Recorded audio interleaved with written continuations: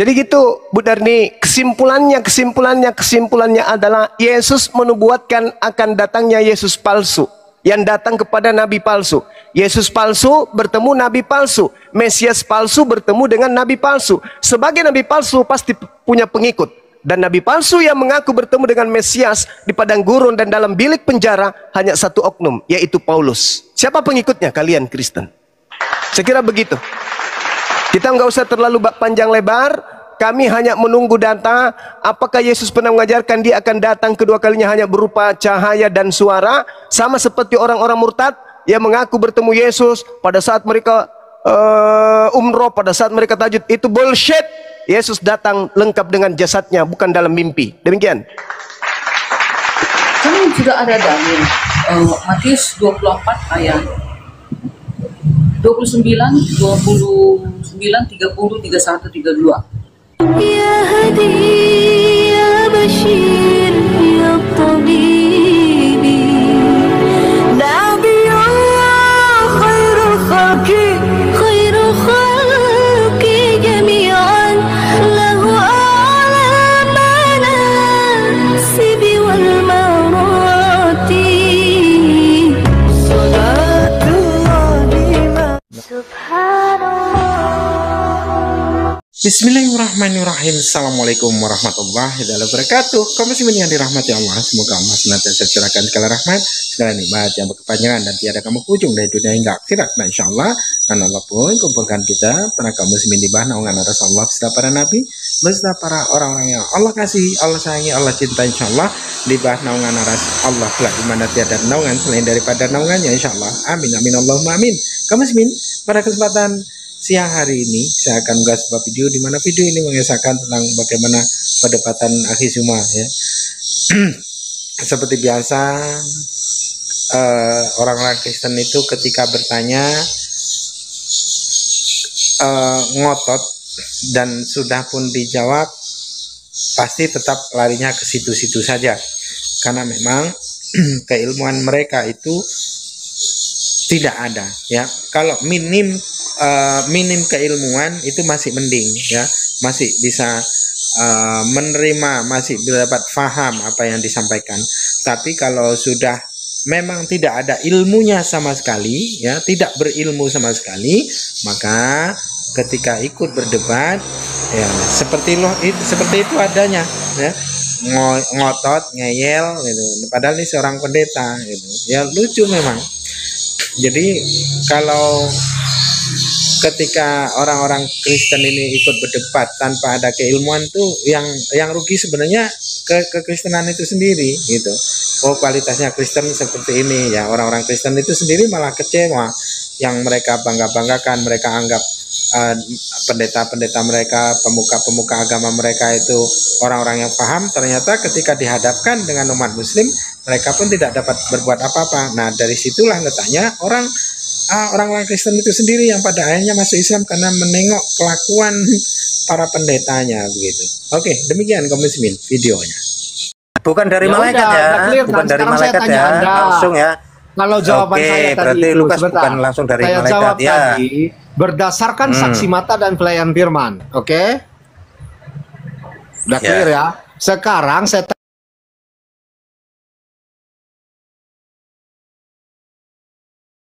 tanya Anda. Ya clear, berarti artinya Lukas bukan dari malaikat langsung. Kalau Anda mau terima nggak apa-apa. Sekarang saya tanya Anda. Ini Al-Fatihah ini yang berkata di sini siapa? Iya, Allah yang berkata. Oke. Firman Jadi Tuhan. Allah Kenapa? berkata begini. Segala puji bagi Allah, Tuhan seluruh alam. Jadi Allah lagi bersyukur lagi kepada Allah, Tuhan seluruh alam. Loh, itu kan diberikan, firman itu diberikan kepada Rasulullah, kemudian Rasulullah disampaikan Ini kan kepada kami. Ini loh cara berdoa. Allah ini berkata, segala puji bagi Allah. Dia lagi makanya dengerin. Allah, ya kan? Ya dengerin.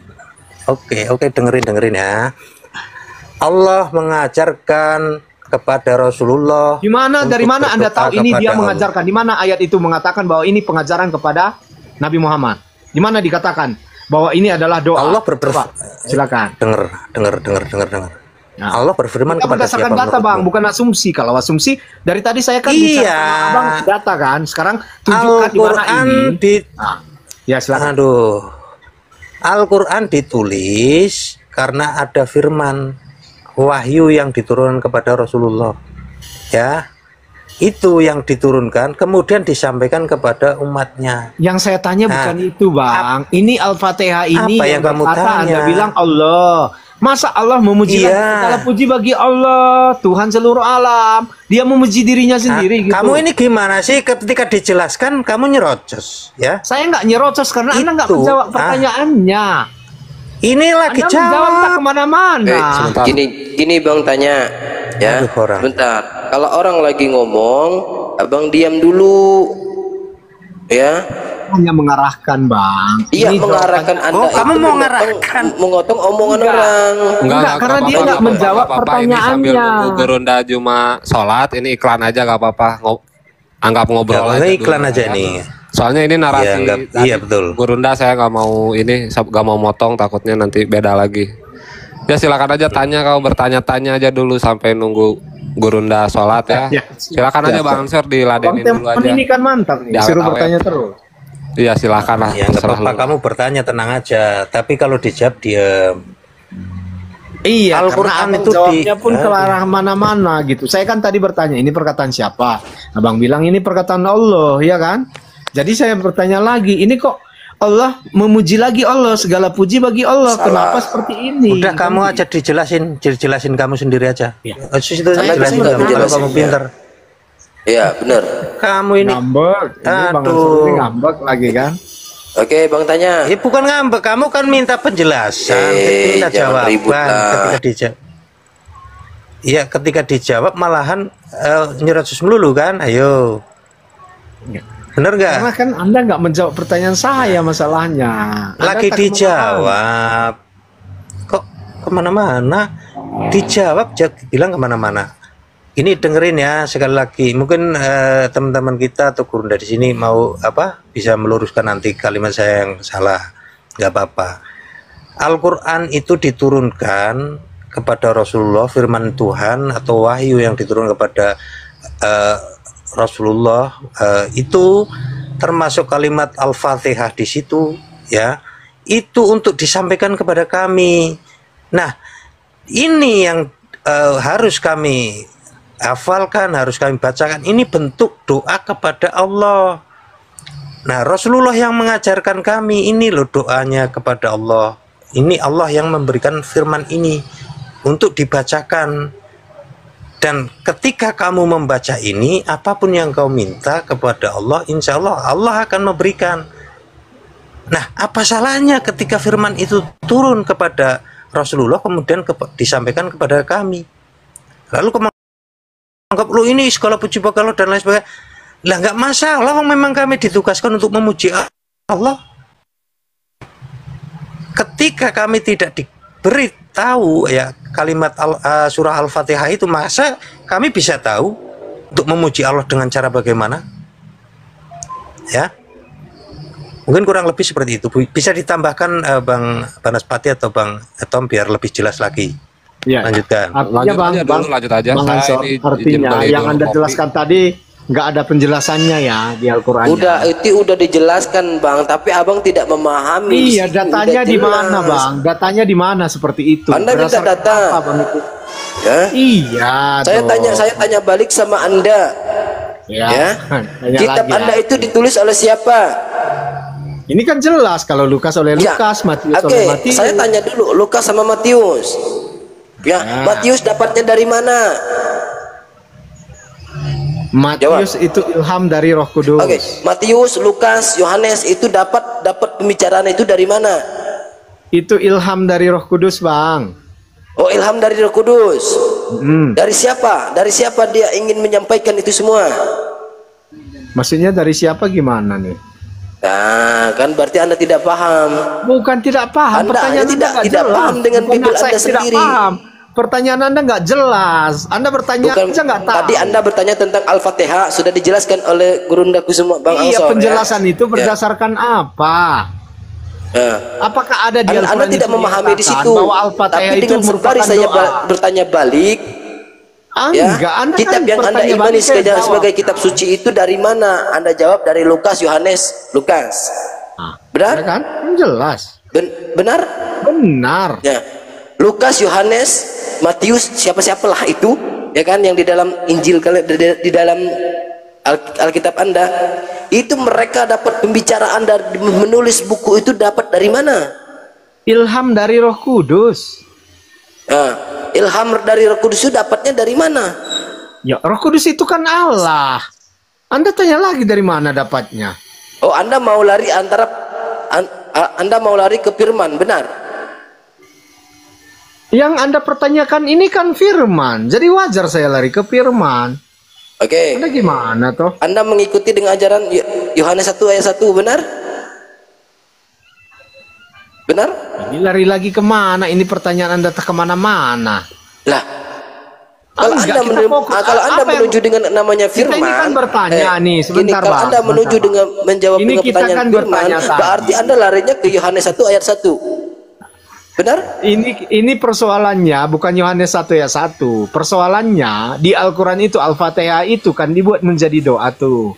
Itu di mana diajarkan Al-Fatihah itu adalah doa di Al-Qur'an, dinyatakan seperti itu. Itu yang saya tanyakan. Emang siapa umat muslim yang ngomong kayak gitu? Ya, orang ini tadi Bang Ansor tadi kan bilang seperti itu toh. Gimana coba narasinya? Takutnya Anda nggak bisa nyimak juga tadi jawaban Bang Ansor. Bisa. Lucu kau ini. Lucu. Ketika Anda inilah umat Kristen ya. Orang lain lucu, ini Anda aneh-aneh. Bentar. Inilah umat Kristen. Dia selalu membahas tentang Al-Fatihah. Dari mana itu Al-Fatihah? Karena tertulis di sini, Bismillahirrahmanirrahim.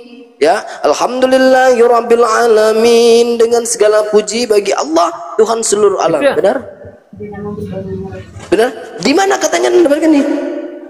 Di sini Allah menyampaikan, lalu diturunkan kepada Rasulullah SAW, maka tertulis di situ, biar kami semua tahu di mana letaknya kami menyembah Tuhan, bukan asal Tuhan aja, bukan manusia kami tuhankan, gitu Bang, ya. Kau asal nyobrot-nyobrotnya ditanya Bang. Lari ke firman. Kau membenarkan kau membenarkan Yohanes 1 ayat 1 ayat 1. Bagaimana jikalau dibantah dengan Yohanes 17 ayat 6 sampai 19? Di situ tertulis, sebab segala firman yang engkau sampaikan kepadaku telah sampaikan kepada mereka dan mereka telah menerimanya. Di mana diajarkan Al-Fatihah itu doa. Nabi palsu. Di Kristen ditanya, kamu memanggil Yesus itu dengan panggilan apa? Tuhan. Kamu bermukjizat itu pakai nama siapa? Yesus. Kamu bernubuat pakai nama siapa? Yesus. Bermukjizat pakai nama siapa? Yesus juga. Nah, berarti buah dari nabi palsu itu adalah Anda. Dari buahnya kamu bisa melihat dia. Apa buahnya wahai Yesus? Memanggil aku Tuhan. Siapa yang memanggil Yesus Tuhan? Islam atau Kristen? Kristen. Bermujizat pakai namaku, sampai-sampai dia nangis. Bukankah kami bernubuat pakai namamu, bermujizat pakai namamu, mengusir setan pakai namamu?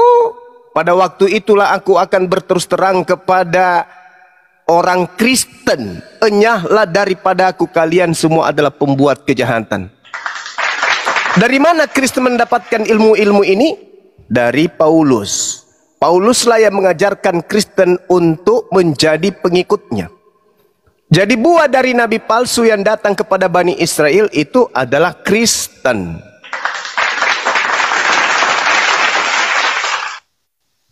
Ciri-ciri pengikut nabi palsu: memanggil Yesus Tuhan, bermujizat pakai nama Yesus, mengusir setan pakai nama Yesus, bermukjizat pakai nama Yesus, bernubuat pakai nama Yesus, ibadah pakai nama Yesus, kemana-mana bawa-bawa Yesus. Siapa mereka? Kristen. Di mana itu tertuang? Matius 7 nomor 15 sampai nomor 23. Ada dalil lain? Ada. Di mana tertulis? Di dalam Matius 12 38 sampai seterusnya, bahkan sampai nomor 38 sampai nomor 45. Apa itu? Angkatan jahat. Kayak mana mereka? Percaya kebangkitan pada hari ketiga. Itu tanda-tanda nabi palsu. Angkatan jahat itu kayak gitu. Masih ada bang semua? Ada lagi. Di mana bang? Matius 23 nomor 1, nomor 2. Jangan kau ikuti orang Yahudi. Mereka baca Torah. Mereka berkata tentang Taurat. Tapi mereka tidak praktekkan dalam hidupnya sehari-hari. Nah, kabur. Pengikut nabi palsu kabur. Data nomor 15-nya apa yang dikatakan di sana? Celakalah engkau wahai ahli Taurat. Paulus ahli Taurat, Nabi Muhammad bukan ahli Taurat. Celakalah engkau wahai orang munafik. Siapa yang munafik? Yang mengaku sebagai orang Yahudi, mengaku sebagai penganut Taurat, tetapi dia bukan penganut Taurat. Itu munafik. Nabi Muhammad mengaku membawa Al-Quran, Nabi Muhammad melaksanakan Al-Quran. Betul itu. Nah, siapa yang munafik? 1 Korintus 9 nomor 21-22 atau 2 Korintus 9 20-21. Itu orang munafik. Celakalah engkau wahai orang Farisi. Nabi Muhammad bukan orang Farisi. Paulus orang Farisi. Engkau menyeberangi lautan. Nabi Muhammad tidak pernah ke Yerusalem, menyeberang lautan sampai ke Roma. Engkau menjelajahi daratan. Nabi Muhammad tidak sampai kepada Kiliki. Paulus yang melakukan itu. Jadi semua dilakukan oleh Paulus. Engkau mentobatkan orang. Orangnya mana? Orang di luar Bani Israel. Orang di luar daripada kota Yerusalem. Setelah engkau jadikan mereka pengikutmu, dia pengikutmu, engkau jadikan dia orang neraka. Dan 2 kali lebih jahat daripada engkau sendiri. Siapa orang Farisi yang keluar dari Yerusalem, nyebrang lautan, menjelajahi daratan, mentobatkan orang di luar Yerusalem menjadi pengikutnya, dan 2 kali, dan dijadikan sebagai orang neraka, dan 2 kali lebih jahat daripada orang Farisi itu sendiri. Siapa?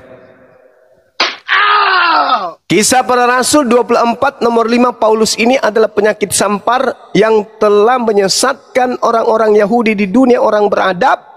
Dan dia adalah tokoh dari agama Kristen. Jadi nabi palsu adalah yang datang kepada murid Yesus, yang menganiaya murid Yesus, yang menyesah murid Yesus, yang memenjarakan murid Yesus, dan kemudian mengaku-ngaku sebagai murid Yesus. Rasulullah Muhammad SAW tidak pernah mengaku sebagai Rasulnya Yesus, tidak pernah mengaku sebagai utusannya Yesus, tidak pernah mengaku sebagai pengikutnya Yesus. Yang mengaku sebagai muridnya, yang mengaku sebagai Rasulnya hanya Paulus. Padahal di dalam Kisah Para Rasul 28, Paulus sendiri mengaku dia lahir sebagai orang Roma. Roma lambangnya serigala. Israel lambangnya domba. Serigala domba, domba serigala. Siapa orang Roma yang ngaku-ngaku Yahudi? Paulus. Nabi Muhammad tidak pernah mengaku sebagai Yahudi. Nabi Muhammad tidak pernah mengaku sebagai pengikut Yesus. Nabi Muhammad tidak pernah mengaku sebagai murid Yesus. Semua itu digenapi oleh Paulus. Nabi Muhammad tidak pernah datang kepada murid Yesus. Tidak pernah. Yang datang kepada umat Islam bukan murid Yesus, tapi pentuhan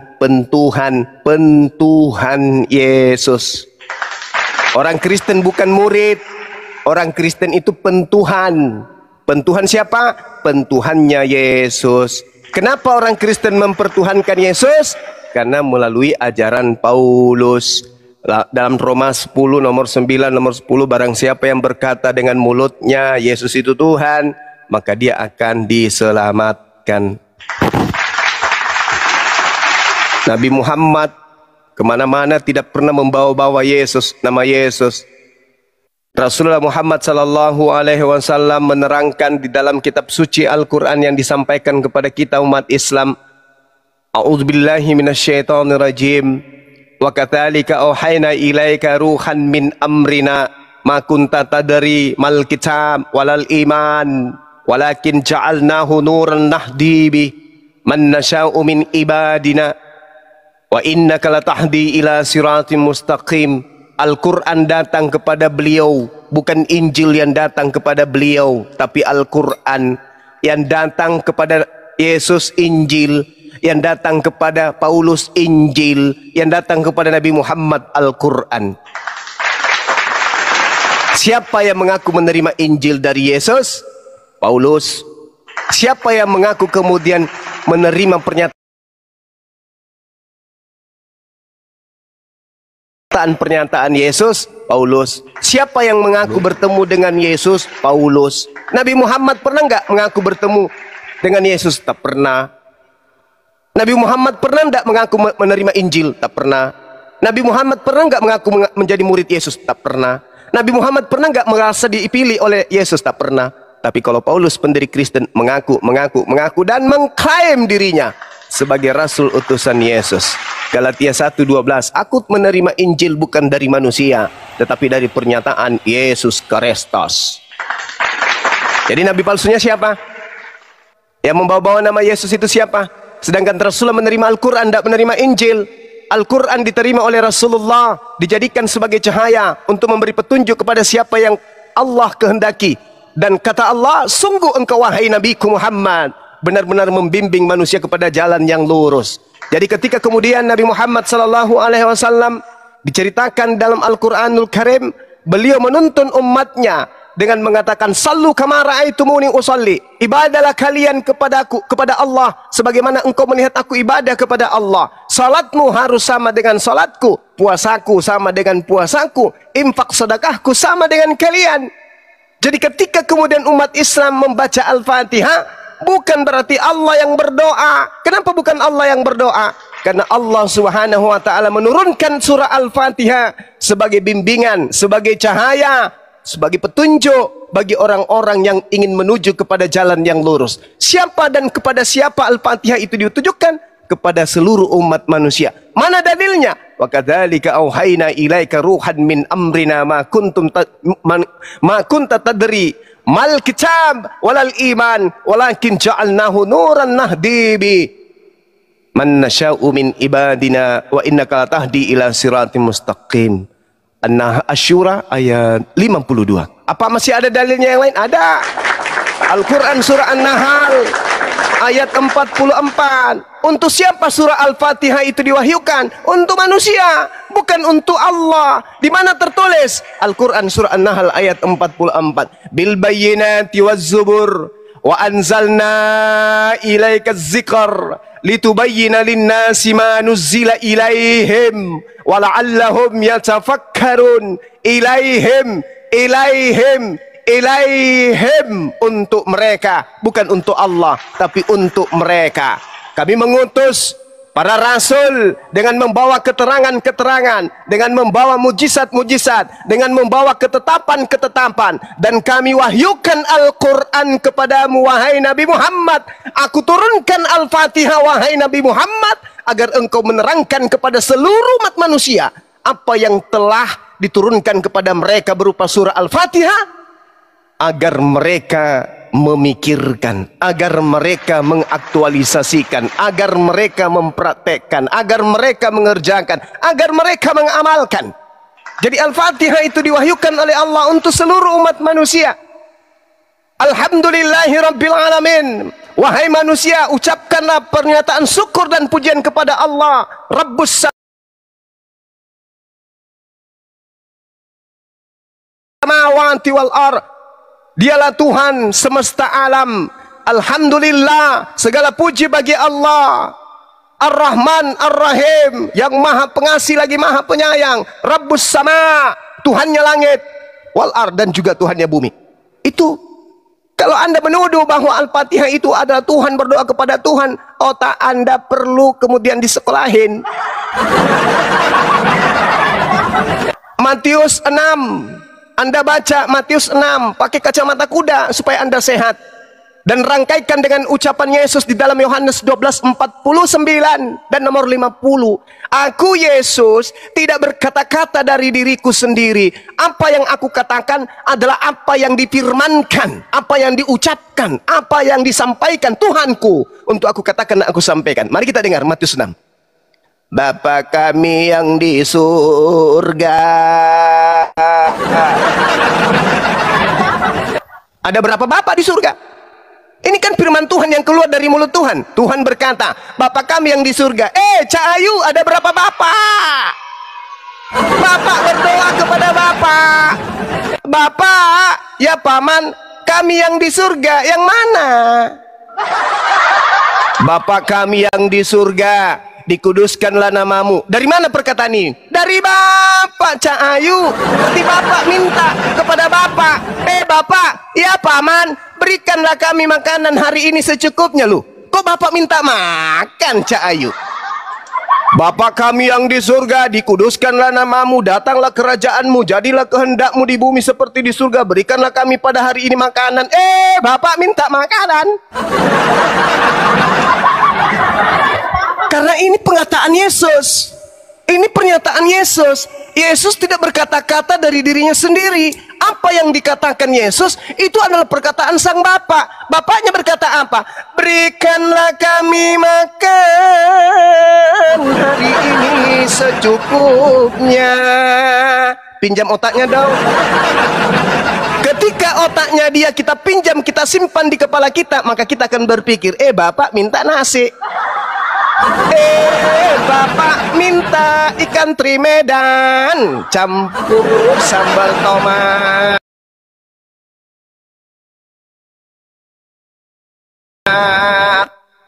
Apa ini?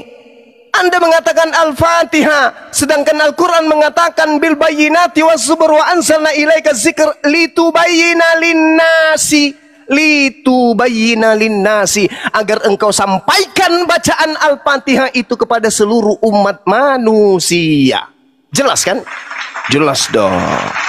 Nah, kalau otak Anda saya pasang di kepala saya, maka saya akan berkata, Bapak, ya paman, berikan kami makanan yang secukupnya untuk hari ini. Bapak minta makanan, parah ini, parah ini, parah ini. Maka apa solusinya? Keluarkan otaknya orang Kristen ini kembali ke otaknya dia. Jangan dipakai, bahaya. Nanti Tuhan minta nasi.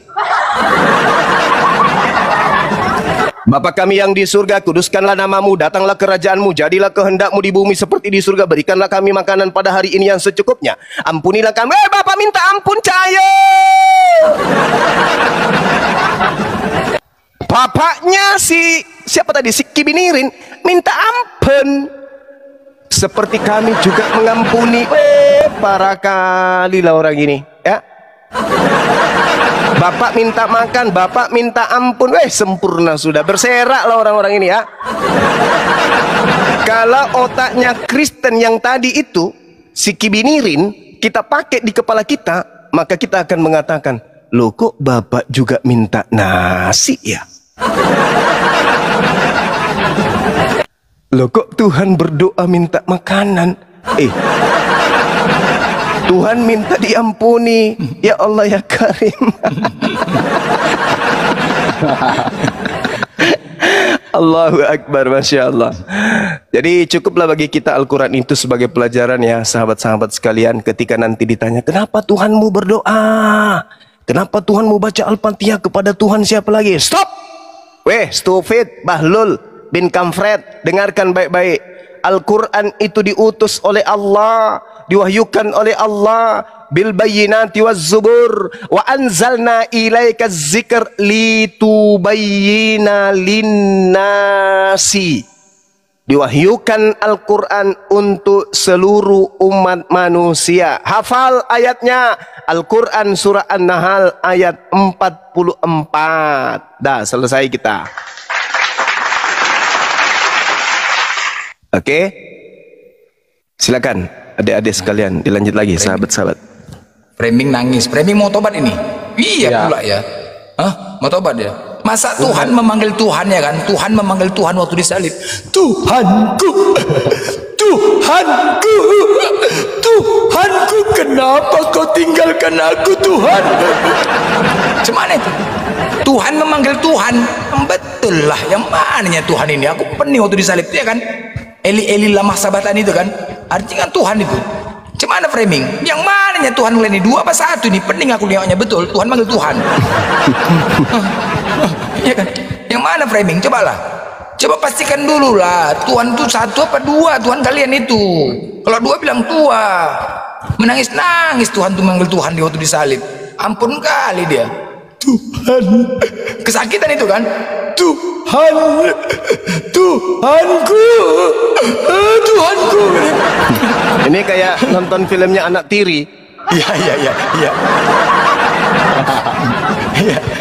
Ya kan memang itu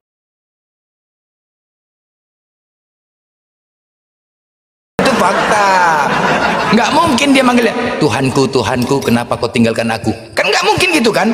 Sedangkan dia posisinya disalib kesakitan, ketakutan. Nggak mungkin dia ngomong gitu. Eli lama sabatani. Nggak mungkin. Harus didramatisirkan kali dia. Bu Darni jangan panas Darni. Ini biasa naik lah kalau Darni. Ya kan? Nggak mungkin lah. Pasti didramatisirkan. Ini seolah-olah benar-benar kenyataan dia. Harus. Jadi biar semua paham gitu loh. Ini kan bersandiwara apa ya? Dalam keadaan itu cemana ya? Tuhan kok panggil Tuhan. Dalam kondisi tertekan. Tertekan kan? Itu sebuah kalimat apa ya? Sebuah kalimat pengharapan itu. Pengharapan, kekecewaan penuh dengan pengharapan ya kan? Nah, inilah sekarang yang membuat goyang-goyang. Tuhan manggil Tuhan. Waktu disalib itu Tuhan atau tidak? Framing. Oh, framing. Ini kemana nih framing? Ya, Bang, dari tadi. Hah? Framing. Ini kemana framing dari tadi? Ya itulah itu Darni. Jadi biar supaya paham kayak mana Tuhan memanggil Tuhan. Tuhan itu Esa. Nggak mungkin dalam keadaan biasa saja dia mengambil kesakitan dia bos. Sakit dia disalib tuh enggak aja. Kalau nggak percaya kalian disalib sini yuk. Nggak percaya? Mau? Kenapa? Lukas 22:44 itu. Kenapa? Yesus sangat ketakutan dan makin bersungguh-sungguh berdoa. Peluhnya seperti titik-titik darah yang bertetesan. Murid saya ada di sini ya. Murid saya ada di sini ternyata. Kita belum pernah mendengarkan nih. Belum pernah kita mendengarkan ada orang ketakutan yang tingkat ketakutannya itu sudah muncak, mengeluarkan keringat seperti titik-titik darah. Ini ada Tuhan ketakutan tapi keringatnya seperti titik darah ini. Parah kali, gila kali ya. Tuhan bisa kayak gitu ketakutan. Aduh, gila. Udah siap. Udah siap. Tuhan ketakutan. Biar saya gaskan. Biar saya gaskan.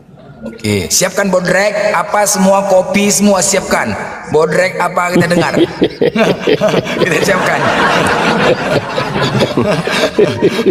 Bodrek yang berbicara ini apa? Ilmunya saking tingginya kita pun pingsan. Tanggo. Siapkan tanggo. Oke, masuk Pak Eko, mulai teng, masuk. Mak, dua orang ini Pak. Mak, kalau dua ini udah masuk, waduh Mak berserak lagi tadi. Aduh, ampun. Nah, aduh, pecah kalau ini pecah piring lagi, pecah piring aja kita nih. Aduh, hancur lah udah berserak ini ya. Hancur. Aduh. Senjataku, bentar. Ya, Mak mati kita.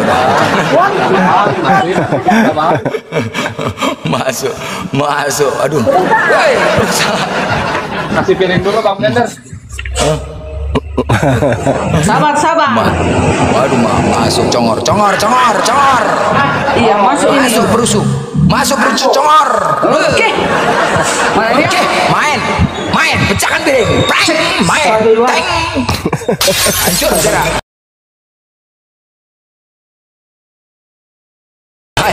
Ayo main. Meledak. Udah kedengaran suaraku. Ih, besar kali. Baik. Oke. Bising kali pun cemana diskusi kayak gini bising kali ya. Aduh, itu Udah isi diam kali kok. noise. Mana Luis? Mana pula diskusi kok di kamar mandi? Jangan di kamar mandi lah. Enggak, aku di meja ini lagi mencatat semua pertanyaan kalian. Nanti aku buka live baru aku jawabi. Siapa yang bertanya? Kami menjelaskan. Iya, kalian kan tadi bertanya di sini sama teman-teman Kristen. Aku di bawah mencatat loh. Ku catat semua apa pertanyaan seluruh di rumah. Ya. Oke, yang tanya. Ya oke, yang kami tanya tadi Yesus itu Tuhan nggak? Oh, udah pasti dong, dia akan datang menghakimi dan akan Udah, nggak usah panjang-panjang. orang mati kelak di akhir zaman. Oke, Apa baik. Muhammad Kenapa? kelak di Oke, akhir cukup. zaman Nggak usah panjang-panjang. menghidupkan orang mati? Masuk dia, masuk. Udah mulai Masuk kan dia. panjang kan? Baru aja sebentar. Gitu. Nggak usah Ayatnya panjang-panjang. ada. Yohanes Iya. 6 ayat 40. Kenapa umat Kristen Aduh. menuhankan Yesus? Karena kelak di akhir zaman Yesus yang akan membangkitkan, menghidupkan orang mati, dan seluruh umat manusia akan dihadapkan ke tahta pengadilan Yesus. 1 Korintus 5 ayat 10. Dan Yesus akan datang bersama para malaikatnya di awan-awan, dan Yesus akan menyuruh para malaikatnya untuk mengumpul. Habis piring udah gara-gara satu lu piring bekas makan babi nih. Satu-satu, nggak usah panjang kali bukan khotbah. Di mute. Aku nggak mau bertanya itu. Tunggu dulu ya Allah. Terangkan dong Yesusku siapa? Jangan Kalian dulu. itu kan Islam. Iya, Kalian kami bertanya tidak- kepada Alkitab. Ito, Alkitab Ito. kan iman kami. Itu kami jawab. nggak bertung iya paham. Ini Kalau guru misalkan kalian, ini diskusi, baru guru sejati. astaga. Kalau kami kalau diskusi, ketika kita minta jawaban, jawab itu singkat, bukan kalau sudah dijawab, tolong jelaskan, baru jelaskan. Itu diskusi. Jadi tadi kami bertanya, Yesus itu Tuhan benar. Nah, kenapa Tuhan? Aduh ini memang ngoten-ngoten nih. Kenapa Tuhan memanggil Tuhan gitu loh? Itu loh, kenapa Tuhan itu memanggil Tuhan? Udah. Jawab ya. Ya. Dengar ya, jangan dipotong-potong, tolong. Supaya aku luruskan iman kami kekristenan. Kenapa Yesus berkata seperti itu? Memohon dia sewaktu disalib. Nah, Karena dia Yesus bukan ini Tuhan. tadinya, ya, Dia memohon untuk Cuma membuktikan sabar, dia cuma bukan sabar Tuhan. dulu. Kita kan Itu aja. udah lama nggak diskusi.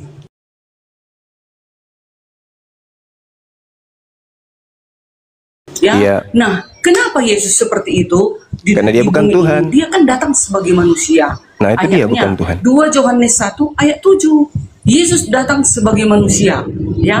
Jadi dia berdoa seperti itu. Jadi kita juga diarahkan manusia itu, walaupun bagaimana musibah yang kita hadapi, kita harus tetap berdoa kepada Allah di surga. Karena nanti kelak Yesus itu kan kembali ke asalnya, kembali ke ilahiannya itu. Nah, Yesus itu di bumi ini adalah wujud Allah di bumi, firman Allah yang menjadi manusia. Tetapi Allah itu roh yang tak kelihatan. Seharusnya Allah itu yang menebus manusia. Tapi karena Allah itu tidak bisa kita Unang lihat. marjamita itu, unang marjamita. Ya matilah. Kan belum ada 3 menit loh Bang Blender. Aku nggak memuja. Kita wajahnya luruskan. Nanti kalian geruduk aku. Ya?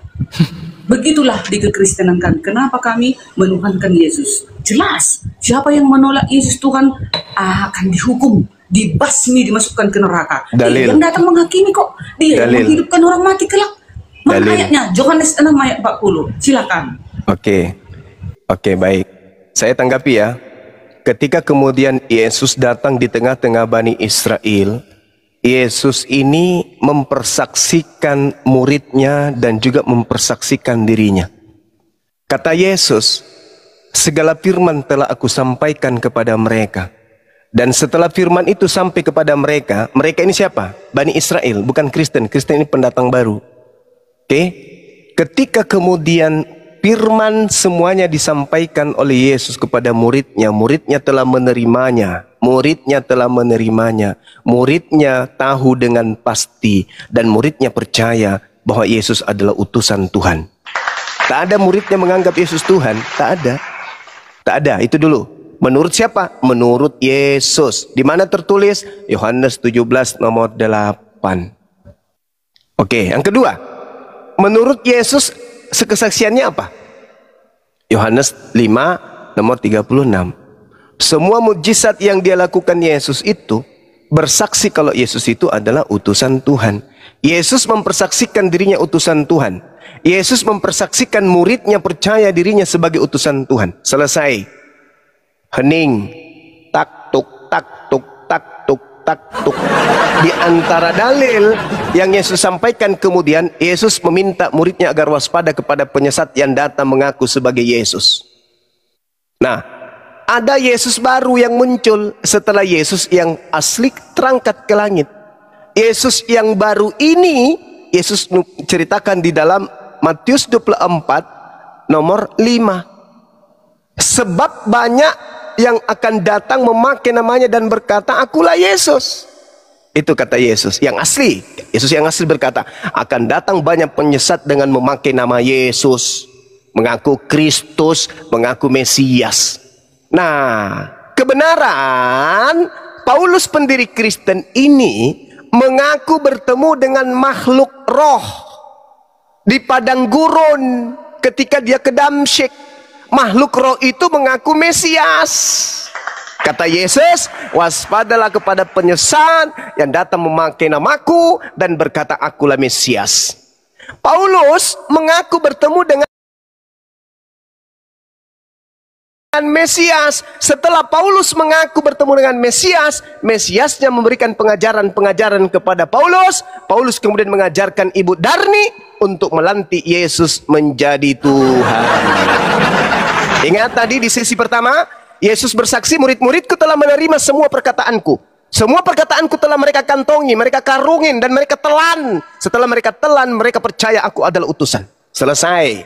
Yesus segala mukjizat, membangkitkan orang mati, bla bla bla bla bla bla, dikumpul kemudian sampai ke langit, semuanya disimpulkan aku adalah utusan Tuhan. Yesus mengaku utusan, Yesus mengaku murid yang mengaku utusan. Kenapa Kristen menjadikan Yesus itu Tuhan? Karena dia menerima pernyataan Yesus palsu yang datang kepada Paulus. Demikian.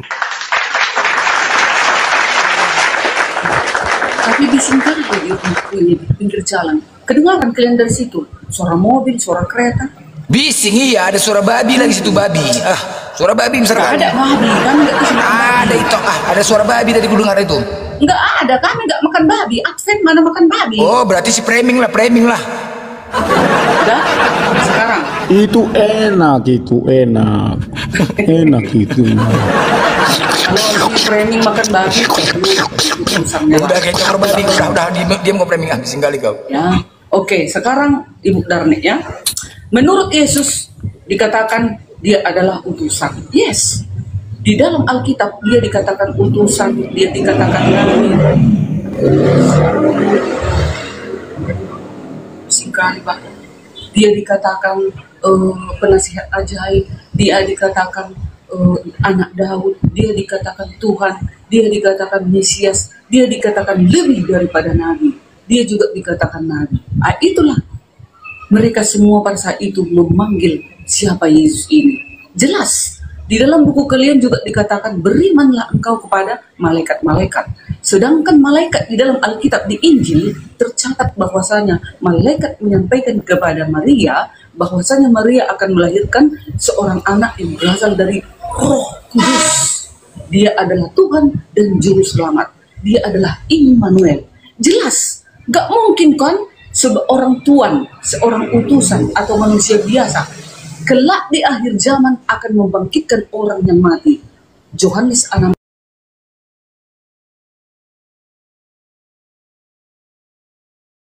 ayat 40. Adakah? Mana mungkin utusan, mana mungkin tuan berani berkata, aku adalah kebangkitan dan hidup. Siapa yang percaya kepadaku akan hidup walaupun sudah mati. Bayangkan itu, bedakan perkataan dengan Nabi Muhammad. Walaupun aku Rasul Allah, tetapi aku tetap tidak tahu selamat atau tidak. Begitu juga dengan engkau. Tentulah aku memilih Yesus. Dia akan membangkitkan aku nanti mati di akhir zaman. Begitu dia. Ya, terus dikatakan tadi sini Bang Juma, banyak penyesat.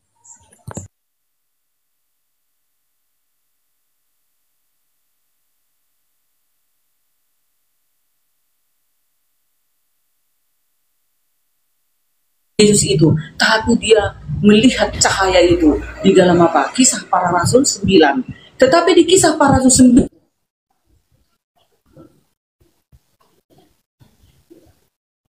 Ananias ini adalah seorang hamba Tuhan yang setia karena Paulus melihat belum kawan. Dia pingsan. Nah, lalu datanglah Yesus kepada Ananias. Hai Ananias, murid Tuhan yang setia, pergilah engkau kepada Paulus, sembuhkanlah dia. Katanya seperti itu. Lalu singkat cerita, datanglah Ananias, pengikut Tuhan ini, umat Tuhan yang setia ini, menopangkan tangannya kepada siapa? Paulus. Lalu Paulus sembuh dan terbukalah matanya. Lalu dia memberi dirinya dibaptis. Bukan penyasak Paulus. Ajarannya apa itu? Dia selalu melakukan kebaikan dan kebenaran. Dia selalu menjaga dirinya dari percabulan, perzinahan, perampokan, pembunuhan, apalagi menggauli binatang. Nah, dia menjauhkan dirinya dari berbagai-bagai kejijikan di mata Tuhan. Berarti dia bukan palsu dong. Buah-buahnya itu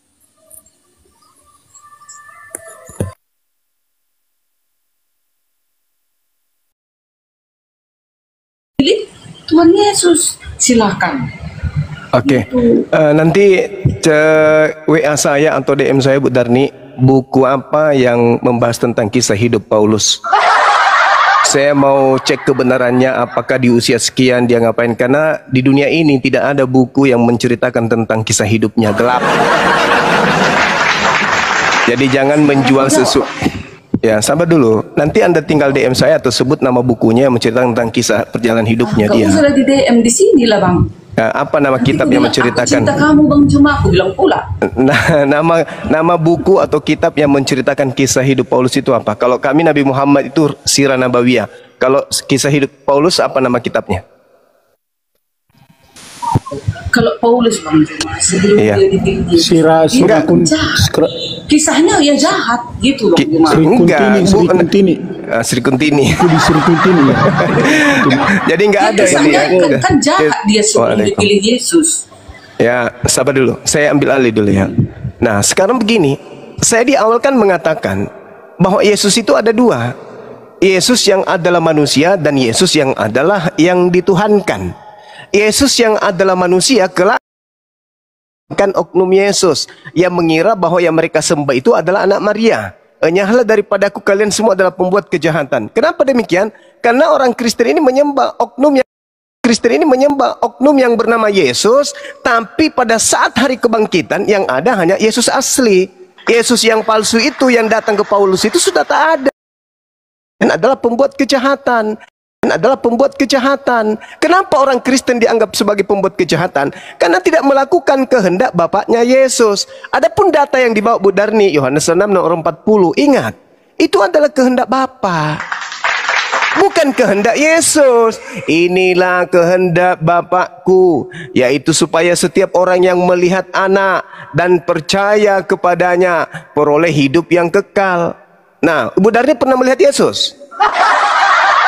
Jadi yang dimaksud belum. Berarti yang dimaksud dengan Yesus di sini adalah Bani Israel yang percaya kepadanya, yang sesaman dengannya melihat Yesus bermujizat bla bla bla bla bla bla, lalu percaya kepadanya akan memperoleh hidup yang kekal. Makanya Yesus mengatakan hidup kekal itu adalah mereka mengenal Engkau satu-satunya Tuhan yang benar dan mengenal Yesus yang Engkau utus. Berarti dia adalah harus diimani sebagai utusan untuk memperoleh hidup yang kekal. Itu kehendak Bapa.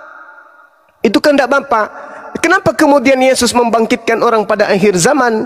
Karena dia adalah utusan Tuhan. Kehendak Bapaknya supaya Yesus memberikan pengajaran. Ini yang harus kau katakan kepada mereka. Ini yang harus kau sampaikan kepada mereka. Sama seperti Nabi Muhammad.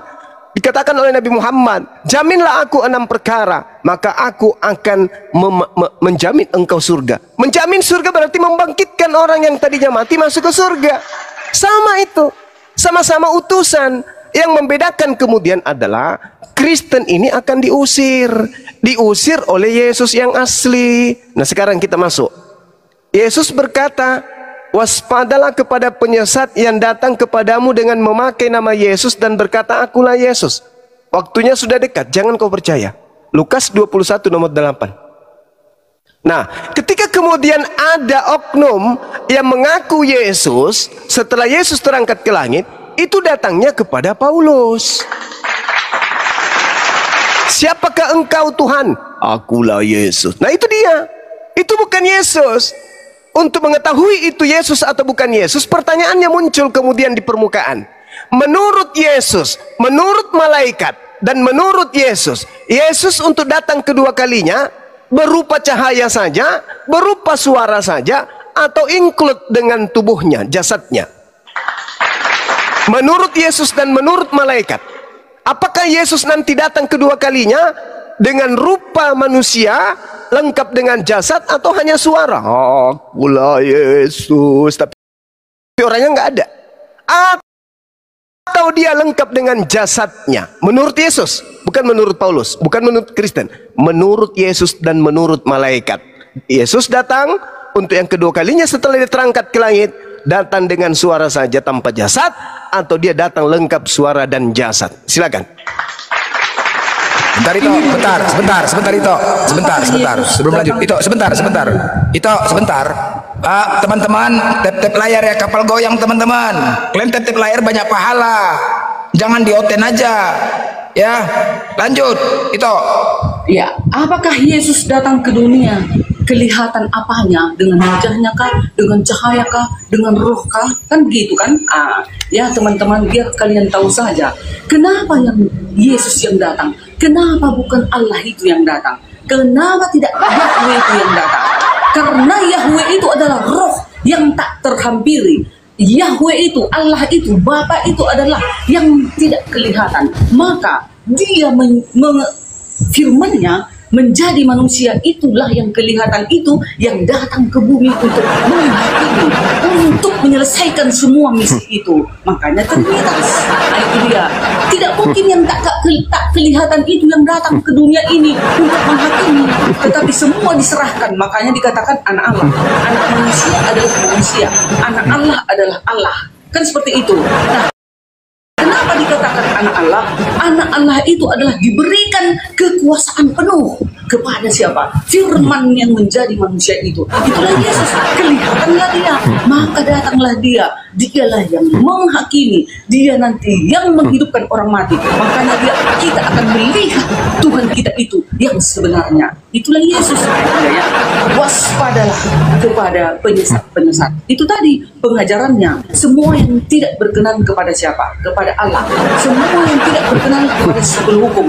Dikatakan jangan membuat bagimu patung, membuat bagimu batu, pohon, tembok, apapun itu. Jangan kau sujud menyembah, beribadah di hadapannya. Itu maksudnya. Itulah 10 hukum. Jangan kau sebut namanya sembarangan. 4. Ingat dan kuduskanlah hari Sabat. 5. Hormatilah orang tuamu. 6. Jangan membunuh, jangan mencuri, jangan berzina, jangan bersaksi dusta terhadap sesamamu manusia, jangan mengingini milik sesamamu manusia. Itulah ajaran yang benar. Tetapi di luar ajaran ini, yang mengimani dan membenarkan membunuh, berzina, mengawini binatang dan segala macam yang menjijikkan, yang warna-warni, ya. LG bata itu, itu semua itu penyesatlah itu semuanya. Nah, siapa itu yang kebenaran yang menyesuaikan dan menuruti hukum ini tadi? Itulah dia, waspada kepada siapa? Ajaran-ajaran penyesat. Itu masuk Yesus untuk kelak akhir sekarang inilah itu. Banyaklah penyesat-penyesat. Gitu. Itu membuat nubuatan dia Yesus itu ya. Itu kehendak Bapa, Yohanes 6 ayat 40. Nah, kehendak Bapa lah, makanya Yesus yang membangkitkan siapa? Orang mati, karena dia yang kelihatan. Roh tak terhampiri. Roh itu, zat itu. Maaf, di dalam Islam juga Allah itu zat, tak kelihatan. Kami juga seperti itu di kekristenan. Allah itu tak kelihatan, tak terhampiri. Makanya firman-Nya menjadi manusia agar bisa dihampiri. Itu dia. Lalu, mana lagi tadi? Yesus kelak akan mengusir orang menuhankan Yesus. Nyala kau, hai engkau pembuat kejahatan. Banyak orang Kristen yang mengatakan, Tuhan, aku sudah menyebut namamu, aku sudah berbuat ini. Tetapi banyak peraturan di belakang yang kita tidak kelihatan. Tetapi Tuhan mencatat, malaikat mencatat semua dosa-dosa kita. Nyala kau nanti di akhir zaman. Yesus mengatakan seperti itu kepada umat-umat Kristen yang munafik. Gitu dia. Orang-orang Farisi, itu dia. Orang-orang Farisi yang bagaimana ciri-cirinya? Dia menganggap hanya dirinya saja yang benar. Mereka itu pamer-pamer kebaikan. Itulah maksudnya orang Farisi. Nah, begitu ya. Itulah maksudnya Yesus akan mengusir orang-orang yang seperti itu. Terima kasih. Silakan. Iya, saya ulang pertanyaan saya. Menurut Yesus, dia akan datang setelah terangkat ke langit, datang dengan jasadnya, atau datang hanya suara saja? Itu loh pertanyaan saya. Ibu kemana-mana. Karena sebenarnya ya yang datang kepada Paulus itu bukan Yesus. Menurut Yesus, dia akan datang setelah dia terangkat ke bumi. Kedatangannya setelah itu kedatangannya lengkap jasad atau cuman suara? Lengkap jasad atau dengan suara? Itu pertanyaan saya. Ketika dia terangkat ke langit, dia akan datang kembali. Nah, kedatangannya ini ada jasadnya atau hanya suara saja? Kalau suara saja, mana dalilnya? Kalau lengkap dengan jasadnya, saya akan kasih dalil menurut Yesus dan menurut malaikat. Silakan. Dia datang dengan tubuh kemuliaan. Ada ayatnya nih, tubuh kemuliaan. Apa itu tubuh kemuliaan? Maksudnya Tubuh apa itu? kemuliaan. Tidak lagi dengan jasad. Tubuh kemuliaan. Kemuliaan Yesus.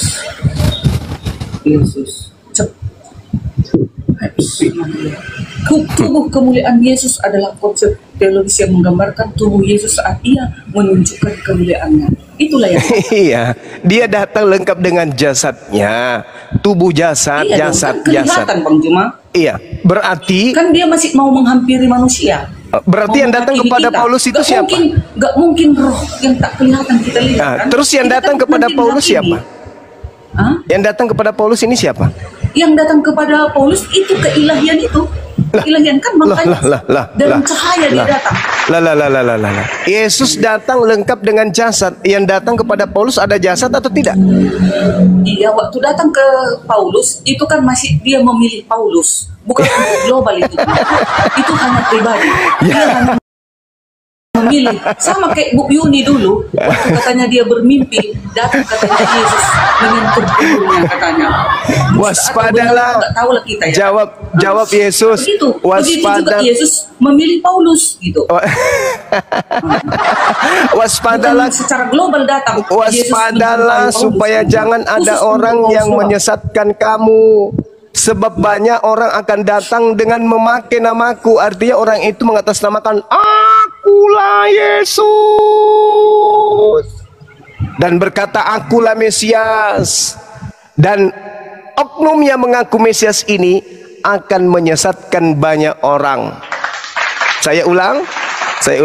Waspadalah supaya jangan ada orang yang menyesatkan kamu. Sebab kata Yesus nih, harus tergenapi. Sebab banyak orang akan datang dengan memakai namaku. Berarti oknum itu datang dengan memakai nama Yesus. Aku Yesus. Dan berkata, akulah Mesias. Mereka akan menyesatkan banyak orang. Nah, sekarang pertanyaan saya.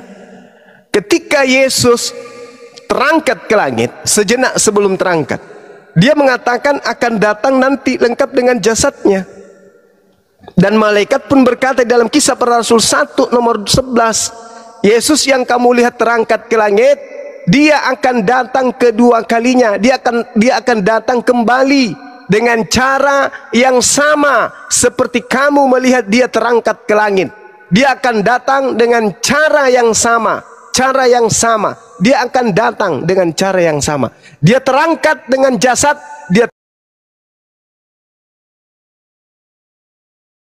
Yesus berkata, waspadalah kepada Yesus palsu. Apa akibatnya Yesus palsu datang? Separuh dari keturunan Adam menyembah roh tersebut, termasuk Budarni. Enyahlah daripadaku, kalian semua adalah pembuat kejahatan. Yesusnya tidak pernah mendatangkan dirinya dalam rupa cahaya. Yesus malah berkata dalam Lukas 10 nomor 18, aku melihat iblis jatuh dari langit berupa cahaya. Yang datang kepada Paulus hanya berupa cahaya. Di mana Yesus mengatakan bahwa dia akan datang lengkap dengan jasadnya? Diterangkan Yesus sendiri di dalam kitab saudara, dalam Matius 24 nomor 27. Sebab sama seperti kilat memancar dari sebelah timur dan terlontar cahayanya sampai ke barat, demikian pula lah kelak kedatangan anak manusia. Kedatangan anak manusia berarti ketika anak manusia ini datang, dia adalah anak manusia, bukan anak roh, bukan anak hantu, bukan anak ayam, tapi anak manusia. Selayaknya anak manusia lengkap dengan jasad, dan ketika ia datang, tanda-tandanya ada cahaya yang memancar dari timur sampai ke barat. Berarti Yesus datang lengkap dengan jasad, dan dia diantar dengan cahaya yang terlontar dari timur ke barat. Sedangkan yang datang kepada Paulus,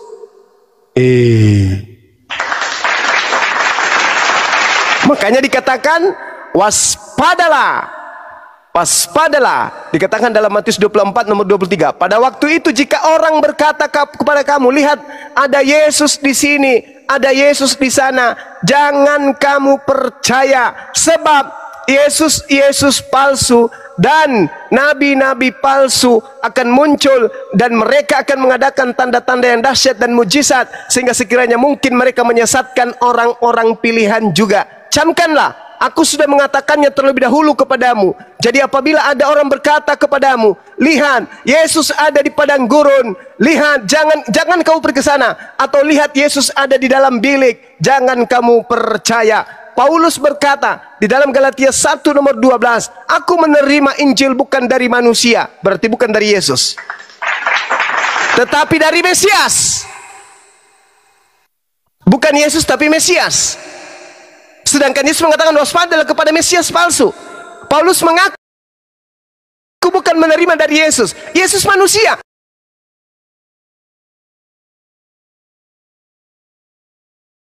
tapi dia mengaku menerima Injil dari Kristus. Sedangkan Yesus mengatakan waspadalah kepada Kristus palsu.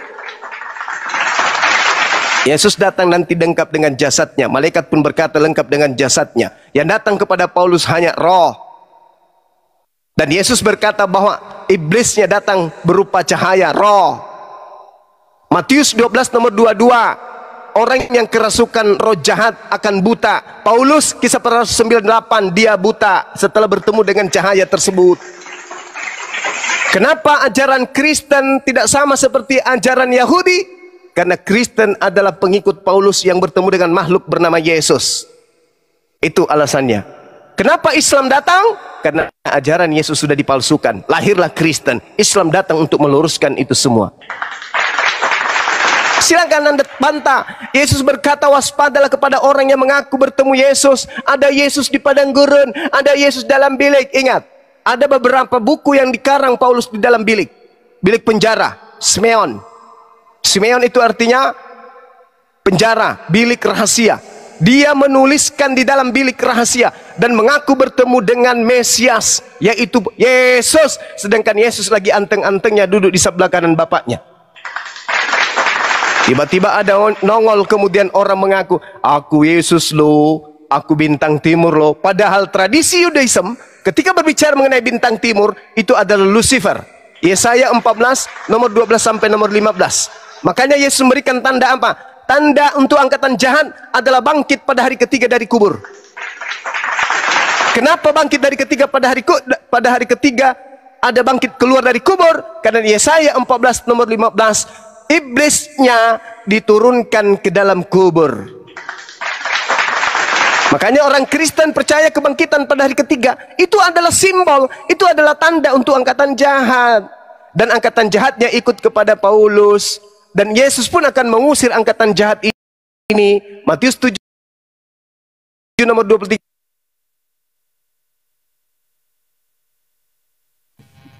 Astagfirullah. Kenapa Bang Juma pergi? Kena tombak. Pasukan ibu, banyak pasukan Romawi di bawah. Untuk umat Kristen, kami ini bukannya bicara tanpa data. Kalau Anda memberikan report yang negatif kepada kami, artinya Anda itu tidak mau mendengar apa yang dikatakan kitab Anda. Kami dari tadi mendengarkan Bang Zuma bicara. Dia bicara itu tanpa data, dia nggak akan bicara. Dia menggunakan data. Apalagi di sini banyak kawan-kawan kami. Jadi tolong ya Kristen, ya untuk Kristen oknum, jangan sampai Anda dianggap remeh oleh orang-orang lain. Ya, silakan Bang Zuma, lanjut. ini ya, Bang Gemah, Bang Budi. Jadi gitu, Bu Darni, kesimpulannya adalah Yesus menubuatkan akan datangnya Yesus palsu yang datang kepada nabi palsu. Yesus palsu bertemu nabi palsu, Mesias palsu bertemu dengan nabi palsu. Sebagai nabi palsu pasti punya pengikut, dan nabi palsu yang mengaku bertemu dengan Mesias di padang gurun dan dalam bilik penjara hanya satu oknum, yaitu Paulus. Siapa pengikutnya? Kalian Kristen. Saya kira begitu. Kita nggak usah terlalu panjang lebar. Kami hanya menunggu data. Apakah Yesus pernah mengajarkan dia akan datang kedua kalinya hanya berupa cahaya dan suara, sama seperti orang-orang murtad yang mengaku bertemu Yesus pada saat mereka umroh, pada saat mereka tahajud. Itu bullshit. Yesus datang lengkap dengan jasadnya, bukan dalam mimpi. Demikian. Kan sudah ada dalil Matius 24 ayat 29, 30, 31, 32. Kita baca ya. Matius 24. Ada dong dalilnya. Dia akan datang kembali. Para nabi nggak ada datang.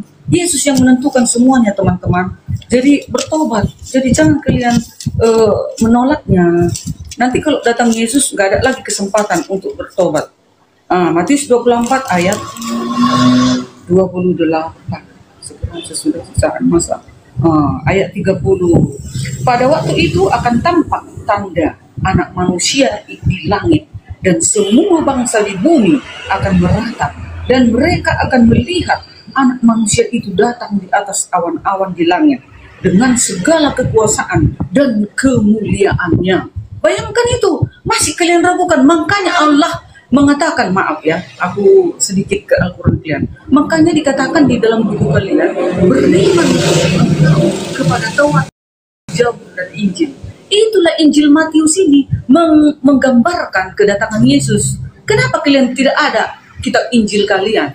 Makanya kalian nggak tahu tentang kedatangan Yesus dan dia akan datang. Nah, kedatangan dia itu ada tercatat juga di dalam buku bagaimana dia kelihatan atau tidak. Ia bangkit secara fisik, bukan hanya rohani. Yesus memiliki daging dan tulang. Lukas 24 ayat 39. Makan ikan. Lukas 24 ayat 42 sampai 43. Dan mendorong Thomas yang meragukan dia bangkit untuk menusukkan jarinya ke lubang-lubang bekas paku di tangan dan kaki, serta bekas tusukan tombak di lambungnya. Yohanes 20 ayat 27. Kedatangan Yesus sewaktu dia mendatangi murid-muridnya. Tetapi sewaktu Paulus berjumpa dengan Yesus itu berbentuk cahaya.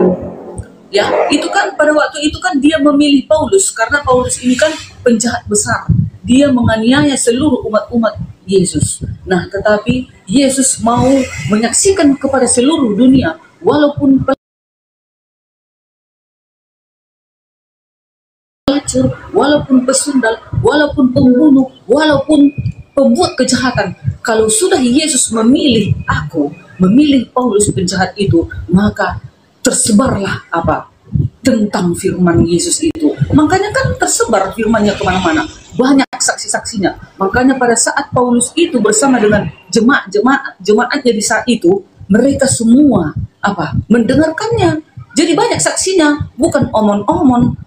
Di dalam Kisah Para Rasul 9 ayat 15 sampai 30, di sana saksi mata ada Ananias, ada para jemaat, ada juga Barnabas, ada juga tentara-tentara Roma yang mau mengejar Paulus. Nah, banyak saksinya. Terus kenapa kalian selalu menolak ajaran Paulus ini, sementara Allah mengatakan kalian harus beriman kepada Injil. Injil itu dicatat di dalam Matius ini tentang siapa? Tentang Paulus, dan semua catatan Matius, Markus, Lukas, Yohanes, dan Kisah Para Rasul, Korintus, semuanya itu adalah apa? Berita kabar baik tentang siapa? Tentang Yesus dan Paulus dan murid-muridnya. Jadi kami, umat Kristen, nah walaupun kalian memframing seperti itu atau pendapat kalian seperti itu sah-sah saja. Toh juga nanti hakim yang adil, yaitu Tuhan Yesus yang menentukan sesuai dengan dalil Yohanes 9 ayat 39. Aku akan datang ke dunia untuk menghakimi. Coba tunjukkan para nabi ada berkata seperti itu. Aku akan membangkitkannya di akhir zaman.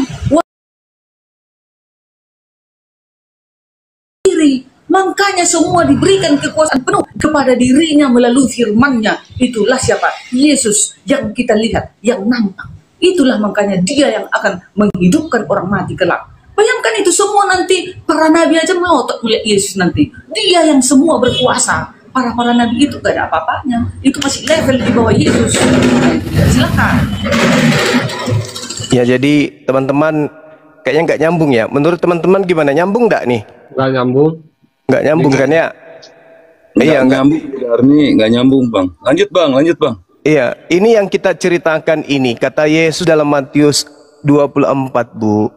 Sebab banyak orang akan datang dengan memakai namaku dan berkata, akulah Yesus, dan mereka akan menyesatkan banyak orang. Mereka akan menyesatkan banyak orang.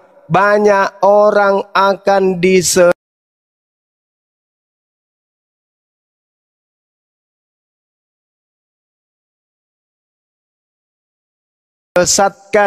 Mereka menyesatkan banyak orang. Pengikut nabi palsu ini akan banyak. Nabi palsunya mengaku bertemu dengan Mesias palsu, mengaku bertemu dengan Yesus palsu. Satu-satunya orang di luar murid Yesus yang pernah mengaku dan santer terkenal namanya itu adalah Paulus. Nabi palsu, pengajar palsu, murid palsu, domba palsu, Injil palsu, Mesias palsu. Dan itu digenapi Paulus, murid palsu, Kristen. Makanya yang diusir siapa? Yang berseru Yesus Tuhan, bernubuat nama Yesus, mengusir pakai nama Yesus, bermujizat pakai nama Yesus. Kurang apa lagi? Orang Kristen semakin tinggi kekristenannya, semakin bisa ngobatin orang sakit. Semakin tinggi kekristenan orang Kristen itu, semakin taat mereka ke gereja, semakin taat mereka berdoa kepada Sang Yesus, maka dia semakin hebat. Tapi yang mengabulkan bukan Yesus asli, tapi Yesus yang datang kepada Paulus yang adalah Mesias palsu. Yang kami tanya di sini, Yesus yang mengatakan, aku datang sebagai anak manusia. Matius 24 nomor 27 untuk membantah Mesias palsu. Jangan kau percaya ketika ada orang mengaku bertemu dengan aku. Bukan aku itu. Aku bukan datang kepada mereka, sebab datanganku nanti ditandai dengan cahaya yang timur sampai bom. Berarti yang datang kepada Paulus yang mendirikan agama Kristen ini bukan Yesus. Tapi apakah itu betul-betul ada? Betul. Siapa dia? Yesus palsu, Mesias palsu. Makanya mereka membawa-bawa nama Yesus. Kami pengikut Yesus, kami anak-anak Yesus, kami murid Yesus, kami adalah ini Yesus. Kenapa? Karena dia adalah palsu. Yesus yang aslinya nanti datang di akhir zaman. Sebab sama seperti kilat memancar dari sebelah timur dan melontarkan cahayanya sampai ke barat, demikian pula lah kelak kedatangan anak manusia. Bukan anak roh, bukan anak cahaya, anak manusia. Malaikat berkata, Yesus yang kau lihat terangkat ke langit, kau akan melihatnya sama seperti engkau melihatnya naik ke langit. Berarti dia datang dengan jasad. Yesus mengatakan datang dengan jasad, dan Yesus mengatakan